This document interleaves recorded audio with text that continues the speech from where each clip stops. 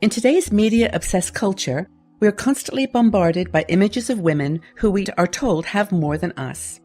We are told, either directly or subliminally, that these other women are more beautiful, intelligent, interesting, or happier than us. Of course, this is an illusion. We only see the side of celebrities that someone else wants us to see. And usually, this someone else is trying to sell us something. As social animals, we want to compare ourselves to others. This is natural. But as we've discussed before, just because something comes naturally does not mean that will make us happy. If we want to be more positive, we must learn to turn our gaze inward and compare ourselves to the only person that counts, ourselves. Have you ever felt discouraged that you cannot live up to the expectations of others? Perhaps you long ago learned to stop comparing yourself to celebrities, but how about your friends, family, and acquaintances? How do you define success in your life? Comparing ourselves to others is not only unproductive, it's unfair. Why? Because the people that we compare ourselves to are just an illusion.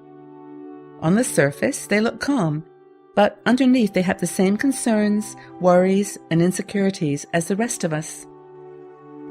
In the case of celebrities, the gap between perception and reality is even wider. In fact, celebrities often struggle with the contradiction between how they are supposed to act and look and how they really feel. Because they are always in the spotlight, they often have moments of despair that the rest of us cannot even imagine. So comparing yourself to others is a waste of time. Isn't it time to start measuring our lives against our own goals, passions, and timelines? Have you ever thought that someone you knew had a perfect life, only to find out they were hiding their problems from the world? Who do you compare yourself to today? Like so many aspects of happiness, learning to stop comparing ourselves to others is a conscious process. It doesn't come naturally.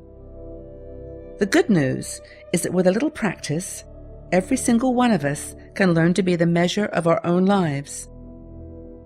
So let's explore a few ways to make this happen. Letting go of external comparisons is easier when we focus our own internal goals, passions, and plans. Becoming the measure of your own life is a long process, but it starts with some very simple questions. What are you passionate about? This is a difficult question for many women, but it's an essential question from the perspective of happiness. Some of us have lived in the shadow of other people's expectations for so long that we've forgotten what we really care about. What are you good at? Since we're abandoning external comparisons, it might be easier to think about this question in terms of what you love to do. What do you want to accomplish? This question is important because it gives direction and form to our passions. Happiness comes naturally when we accomplish something that's important to us. As you develop your own internal passions and goals, learn to recognize when you start to slip back into external comparisons. If you believe what you see on TV, there are probably only 30 women in the world over 50 years old who can be described as beautiful, sexy, and vibrant. Be an active media consumer. Most of the time, external comparisons are sales pitches in disguise.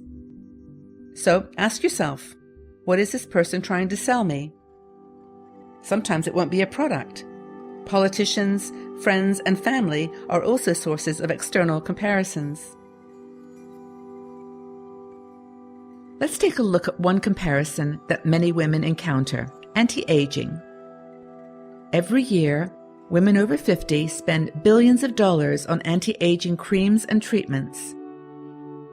Anti-aging products are based on external comparisons. They say that if we look younger, we will feel better. In reality, the opposite's true. We feel better when we reject external comparisons and focus on our passions. Of course, there's nothing wrong with wanting to feel beautiful, but we should do so on our own terms. What are you passionate about? What are you good at? What do you want to accomplish? At the end of the day, these are the only questions that really count when it comes to happiness. None of these questions require us to compare ourselves to others. On the contrary, they ask us to look inside ourselves and discover our own values and dreams. When we are ready to be the measure of our own lives, we are ready to be happy.